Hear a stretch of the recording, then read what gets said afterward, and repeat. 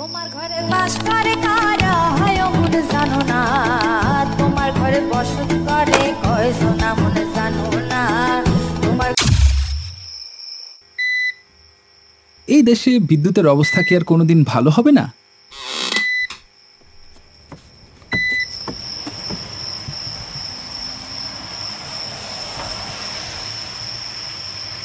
দেশে খালি আন্দোলন আর আন্দোলন, সরকার যে কি করতেছে।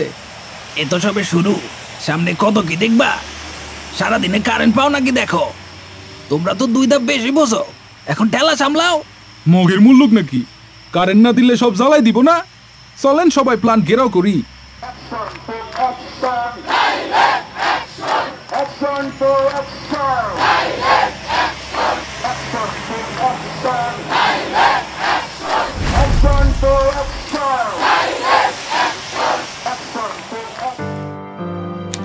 মার্চ 2022 শতভাগ বিদ্যুতায়নের সাফল্যে আস্ফালনের নিয়ন আলোয় জমজমাট উদযাপন দেখেছে দেশবাসী।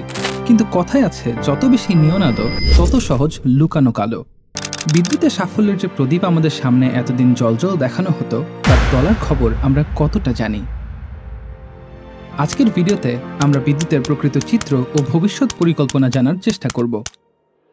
শুরুতে দেখে নেই দেশে বিদ্যুতের হাল হাকিকত। বর্তমানে বাংলাদেশে বিদ্যুতের গ্রাহক সংখ্যা 4,75,00,000। উৎপাদন সক্ষমতা 31,194 মেগাওয়াট। দেশের ইতিহাসে এখন পর্যন্ত সর্বোচ্চ বিদ্যুৎ উৎপাদনের পরিমাণ 16,477 মেগাওয়াট। 30 এপ্রিল 2024, সেদিনও দেশে লোডশেডিং হয়েছিল 499 মেগাওয়াটের। মূলত গত 1.5 দশকে বিদ্যুৎ খাতে দীর্ঘমেয়াদী সমাধানের পাশ কাটিয়ে ভূরাজনৈতিক স্বার্থকে প্রাধান্য দিয়ে শুধু বিদ্যুৎ কেন্দ্রই নির্মাণ করা হয়েছে। বাংলাদেশে বিদ্যুতের প্রধান কাঁচামাল হল গ্যাস 43%, কয়লা 21%, ফার্নেস তেল 21%, ডিজেল 2% এবং নবায়নযোগ্য 3%।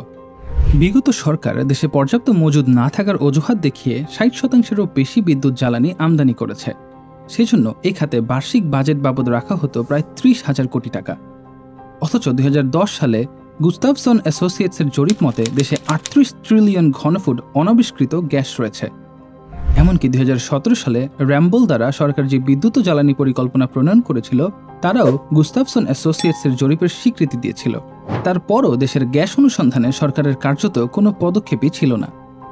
আবার বিগত সরকারের বিপক্ষে সবসময় মেরিট অর্ডার ডিসপ্যাচের বিপরীতে প্রায়োরিটি বেসড ডিসপ্যাচের অভিযোগ ছিল। বিষয়টা একটু ক্লিয়ার করা যাক। বাংলাদেশ বিদ্যুৎ উন্নয়ন বোর্ডের তথ্য মতে তেল ভিত্তিক কেন্দ্রের উৎপাদন খরচ সব থেকে বেশি। তারপরও সরকার তেল ভিত্তিক কেন্দ্রগুলো চালু রেখেছিল। অথচ দেশে তেল ভিত্তিক বিদ্যুৎ কেন্দ্র ছাড়াই বর্তমানে উৎপাদন সক্ষমতা আছে 20,000 মেগাওয়াটেরও বেশি, যা বিদ্যুতের সর্বোচ্চ চাহিদা পূরণে যথেষ্ট।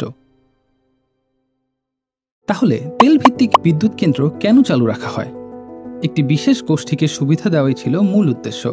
আর এই সুযোগ করে দিয়েছিল 2010 সালে করা বিশেষ দায় মুক্তি আইন, যে আইনের সুযোগ নিয়ে দেশে 47টি বেসরকারি তেল ভিত্তিক বিদ্যুৎ কেন্দ্র গড়ে ওঠে। এতে বাড়তি দামে বিদ্যুৎ উৎপাদন করার পাশাপাশি গত 1.5 দশকে প্রায় 1.5 লাখ কোটি টাকা ক্যাপাসিটি চার্জ গুনেছে সরকার। বিদ্যুৎ খাত মানেই দেশের মানুষের একরাশ হতাশা আর ক্ষোভ। তবে 5 আগস্টের গণ অভ্যুত্থানের পর নতুন অন্তর্বর্তী সরকারের থেকে ইতোমধ্যে জনগণের প্রত্যাশার প্রতিফলন ফুটে উঠেছে। যেমন বিদ্যুৎ খাতের গলার কাটা বিশেষ দায়মুক্তি আইন বাতিল, পূর্ববর্তী সরকারের সুবিধাভোগী নির্দিষ্ট কিছু কোম্পানির পরিবর্তে সবার জন্য এলএনজি আমদানি উন্মুক্ত করা, পার্বত্য এলাকায় গ্যাস অনুসন্ধানের জোরালো উদ্যোগ, ভোলায় ইতোমধ্যে 5.109 টিসিএফ গ্যাস সন্ধান, যা বাংলাদেশের 5 বছরের চাহিদার সমান। তবে অনেকেই মনে করেন নতুন গ্যাস কয়লা ক্ষেত্র অনুসন্ধানে সরকারকে আরও তৎপর হতে হবে। বিশেষ করে বদ্বীপ অঞ্চলে অবস্থিত হওয়ায় বাংলাদেশের স্থলভাগ ও উপকূলে তেল গ্যাস পাওয়ার বিশাল সম্ভাবনা রয়েছে। যেমন ভারত ও গোদাবরী বেসিন এবং মিয়ানমার রাখাইন উপকূলে বিপুল গ্যাস ভান্ডারের সন্ধান পাওয়া যায়। অথচ বাংলাদেশ বিশ্বের সবচেয়ে বড় বদ্বীপ হওয়া সত্ত্বেও গত 1.5 দশকে সবচেয়ে কম গ্যাস অনুসন্ধান করেছে। তাই দেশবাসীর প্রত্যাশা অন্তর্বর্তী সরকার সাগরে গ্যাস অনুসন্ধান এবং উত্তোলনে কার্যকরী পদক্ষেপ নিবে। সেই সাথে মেরিট অর্ডার ডিসপ্যাচ কার্যকর সহ বিদ্যুৎ ও জ্বালানি সমস্যা সমাধানে সুনির্দিষ্ট কর্মপরিকল্পনা গ্রহণ করবে। বিদ্যুৎ ও জ্বালানি সমস্যা সমাধানে সরকারের তড়িৎ ও কার্যকরী পরিকল্পনা আশা করে দেশবাসী। তবে সাধারণ মানুষেরও কিছু দায়িত্ব ও কর্তব্য রয়েছে। বিশেষ করে সরকারকে কর্মপরিকল্পনা বাস্তবায়নে সময় দিতে হবে। এর মধ্যে আসছে গরমের প্রয়োজনে কয়েক ঘন্টা বিদ্যুৎ বিভ্রাট হতে পারে। এতে অধৈর্য না হয়ে বরং পরিস্থিতির সাথে মানিয়ে নিতে হবে। উত্তেজিত হয়ে এমন কোনো কাজ করা উচিত নয় যা বিদ্যুৎ উৎপাদনে বাধা সৃষ্টি করে। সেই সাথে খেয়াল রাখতে হবে আমরা যেন বিদ্যুতের অপচয় না করি, কারণ বিদ্যুৎ কারো ব্যক্তিগত সম্পত্তি নয়, বরং এটি একটি জাতীয় সম্পদ। সবার সমন্বিত প্রচেষ্টার মাধ্যমে কেবল এই সম্পদের সঠিক ব্যবহার নিশ্চিত করা সম্ভব।